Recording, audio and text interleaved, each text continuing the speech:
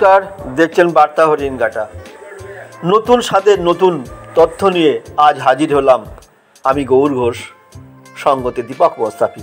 দেখতে পাচ্ছেন দীপক মোস্তাফি ঠিক ক্যামেরায় দেখতে পাচ্ছেন চার্লি চ্যাপলিন সাজে অভিনয় করছে। আজ মানুষের মনোরঞ্জন করার জন্যে বহু রূপে সজ্জিত হয়ে রাস্তায় রাস্তায় ঘুরে বেড়ায়। তার নিদর্শন দেখুন। নবরাত্র সেজে ছেলেরা বা মেয়েরা আলোকসজ্জায় সজ্জিত হয়ে চলেছে রঙ্গমঞ্চে, অর্থাৎ মেলায়, মানুষের মনোরঞ্জন করার জন্যে। কত সুন্দরভাবে কেউ সিংহের সাথে, কেউ হাঁসের সাথে, কেউ ময়ূরের সাথে, কেউ ঘোড়ার সাথে, নানান সঙ্গ নিয়ে তারা আজ মানুষের মনোরঞ্জন করার জন্যে মুখে চুনকালি মেখে মানুষের সাথে মিশে আছে। কী জন্যে?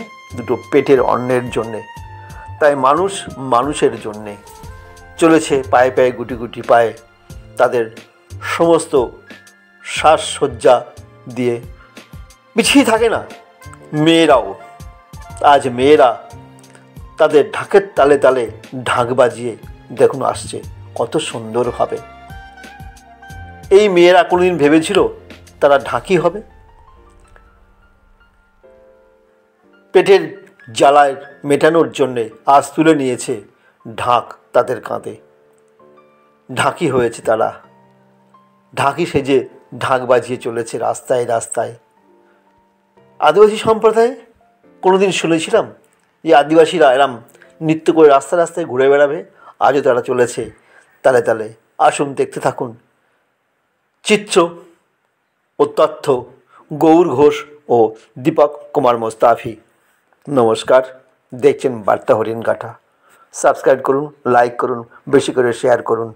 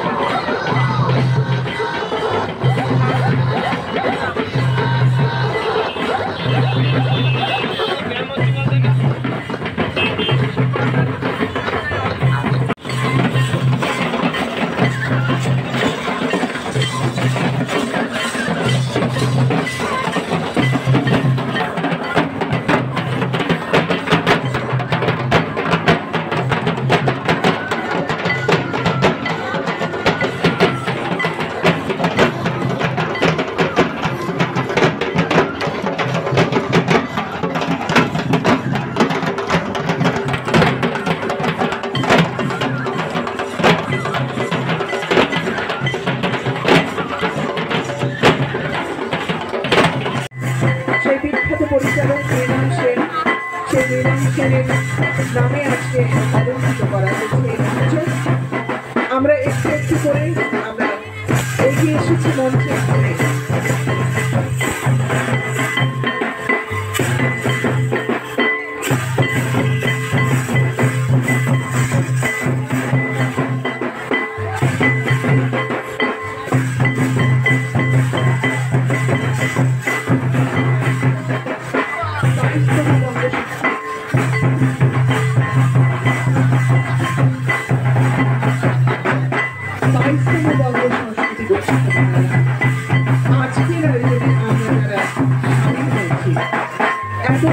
সমস্ত মানুষকে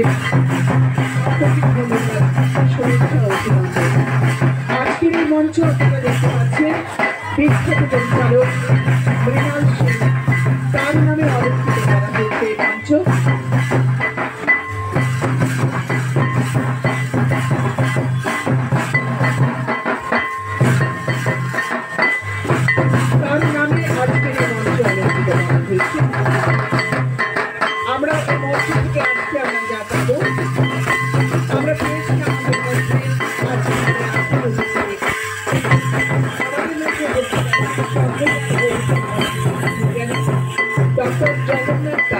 বিষয় এবং আমরা পেয়েছি বিভিন্ন প্রান্ত থেকে নবরত্ন যাদের হাতিয়ে আজকে শুভ উদ্বোধন হবে।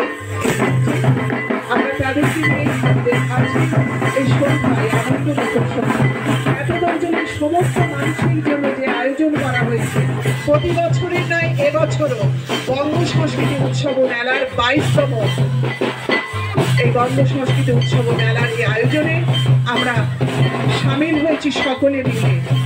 সকলের ঐকান্তিক প্রচেষ্টা এবং ঐকান্তিক ভালোবাসায় আবারও সে ফিরে আসা, আবারও সে ফিরে দেখা।